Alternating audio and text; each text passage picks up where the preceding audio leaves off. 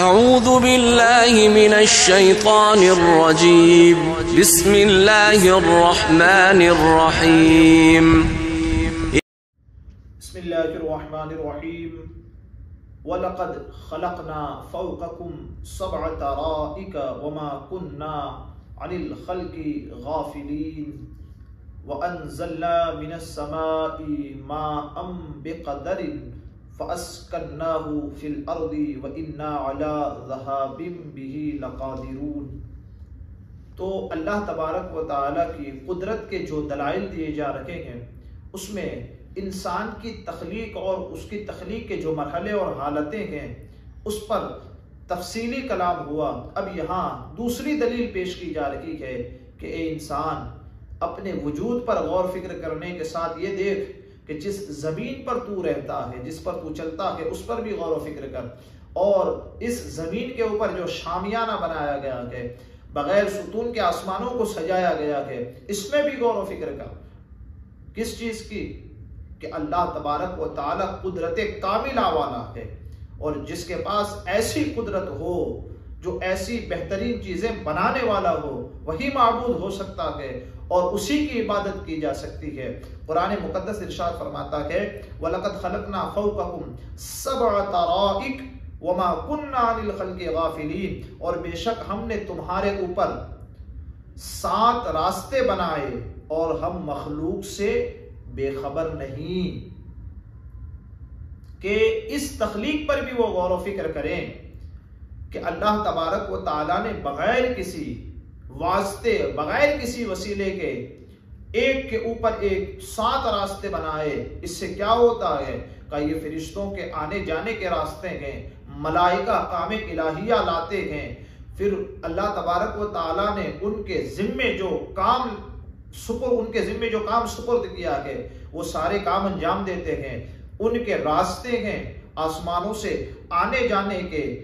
فرشتوں کے چڑھنے اور اترنے کے، اور ساتھ ساتھ میں اللہ تبارک و تعالیٰ نے اس چیز کو بھی ذکر فرمایا کہ ہم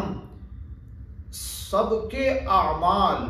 سب کے اقوال، سب کے افعال، ان میں کسی چیز کے بارے میں یہ نہیں کہ ہمیں خبر نہ ہو۔ قدرت کاملہ کا عالم یہ ہے کہ ان ساری چیزوں کو بنایا، اور بنانے کے بعد حیوان، حیوانیات، انسان، انسانیت، اس کے ساتھ زمین، زمینیات، آسمان، آسمانیات، ہر چیز جو بھی ہے، ہر ایک چیز کی حفاظت اللہ تبارک و تعالیٰ فرماتا ہے۔ کسی چیز حفاظت سے اللہ تبارک و تعالیٰ کی ذات غافل نہیں۔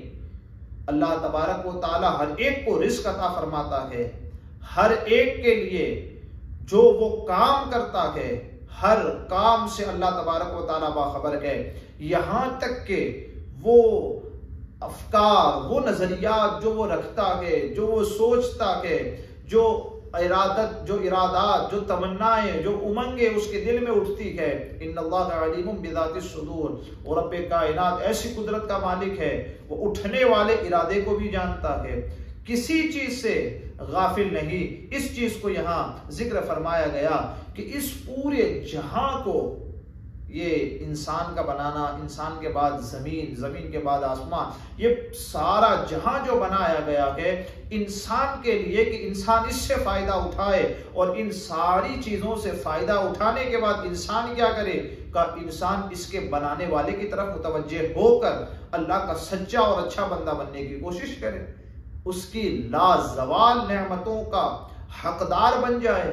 اس لیے ہے کہ وہ جہاں میں رہ کے جہاں سے فائدہ اٹھائے، جہاں میں گم نہ ہو، بلکہ جہاں بنانے والے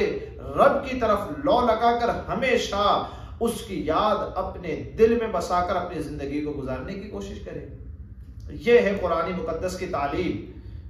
اور یہ اللہ تبارک و تعالیٰ کی قدرت کاملہ، اور ہمارے لیے سبق اس میں یہی ہے کہ ہم قدرت کی ان ساری نشانیوں کو دیکھ کر اپنے رب کی معرفت حاصل کریں، اور اپنے رب تبارک و تعالیٰ کی رضا حاصل کرنے والے کام ہم کریں۔ اس کے آگے قرآن مقدس نے ارشاد فرمایا کہ یہ جو پانی، آسمان کی بات ہوئی، اور آسمان سے اللہ تبارک و تعالیٰ نے پانی نازل فرمایا۔ قرآن مقدس کہتا ہے وَأَنزَلْنَا مِنَ السَّمَاءِ مَاءً بِقَدَرٍ فَأَسْكَنَّاهُ فِي الْأَرْضِ وَإِنَّا عَلَىٰ ذَهَابٍ بِهِ لَقَادِرُونَ کہ اور ہم نے آسمان سے ایک اندازے کے ساتھ پانی اتارا،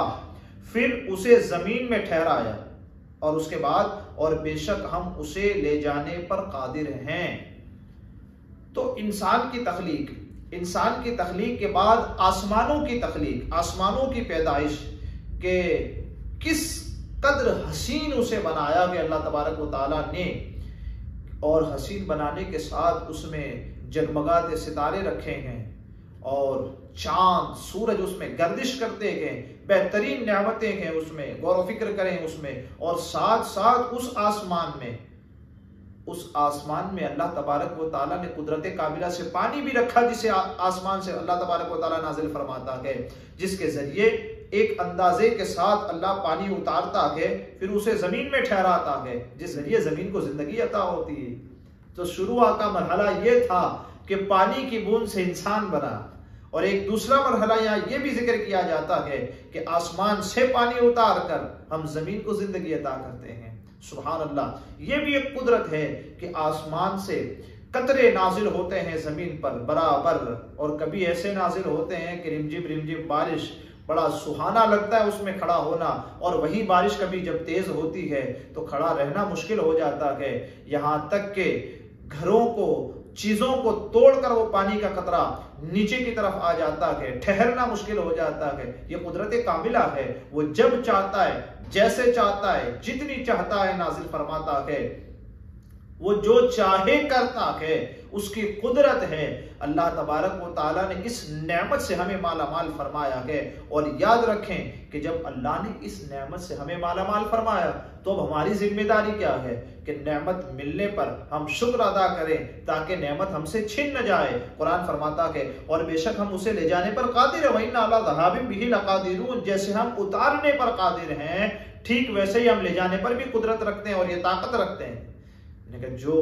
بغیر کسی وسیلے کے نازل کر دے، اتار دے، تو پھر اتارنے کے بعد لے جانا کون سا مشکل کا کام ہے؟ اصل کام تو پہلے اتارنا ہے۔ جب اللہ تبارک و تعالیٰ نے اپنی قدرت سے اسے اتار دیا تو پھر اسے لے جانا تو بڑا آسان کام ہے۔ کوئی یہ نہ سمجھے کہ ہم منمانی کریں گے، اپنی مرضی کریں گے، اور اس کے باوجود بھی یہ نعمتیں ہمارے پاس باقی رہے گی، کہ یہ نہیں ہوگا۔ جو لئن شکرتم لازیدنکم ولئن کفرتم ان عذابی لشدید، ہماری نعمتیں ملنے پر شکر ادا کرتے ہیں، ہم ان کی نعمتوں میں اضافے کرتے ہیں، اور جو ناشکری کرتے ہیں تو یاد رکھیں ناشکری کرنے والے کہ اللہ کا عذاب بڑا سخت ہے۔ اور جو پانی اللہ تبارک و تعالیٰ آسمان سے اتارتا ہے، اس پر سورہ واقعہ میں یہ بات بھی ذکر کی گئی ہے، افرأیتم الماء الذی تشربون، کیا تم دیکھتے نہیں اس پانی کو جسے تم پیتے ہو، انتم انزلتموہ من المزن ام نحن المنزلون، کیا تم اسے آسمان سے اتارتے ہو یا ہم ہی اتارنے والے ہیں اس کو آسمان سے؟ تو اس لیے یہ اللہ تبارک و تعالیٰ کی نعمت ہے، نعمت سے زمین کی زندگی ہے، اور زمین ہی سے کثیر فوائد ہمیں ملتے ہیں۔ خود انسان کی پیدائش بھی تو مٹی سے ہے، اسی زمین سے، زمین کے خلاصے سے اسے پیدا فرمایا گیا ہے۔ تو اس لیے ان ساری باتوں میں بندہ غور و فکر کرتا رہے اور اللہ کی قدرت کو مانتا رہے، اللہ کی قدرت کو مان کر وہ اس کے قریب ہوتا رہے، قریب ہوگا اللہ تبارک و تعالیٰ کی ان گنت نعمتوں سے، وہ اس دنیا میں بھی مالا مال ہوگا، قبر و حشر و آخرت میں بھی، اور جنت کی بہترین نعمتوں سے اسے نوازا جائے گا۔ اللہ تبارک و تعالیٰ ان نعمت پانے والوں میں ہمارا شمار فرمائے۔ میرے کہنے آپ کے سننے میں آمدن سہون خطا ہوئی ہو، اللہ عز و جل اپنے حبیب کے صدقے اسے معاف فرمائے۔ استغفر اللہ ربی من کل ذنب واتوب الیہ۔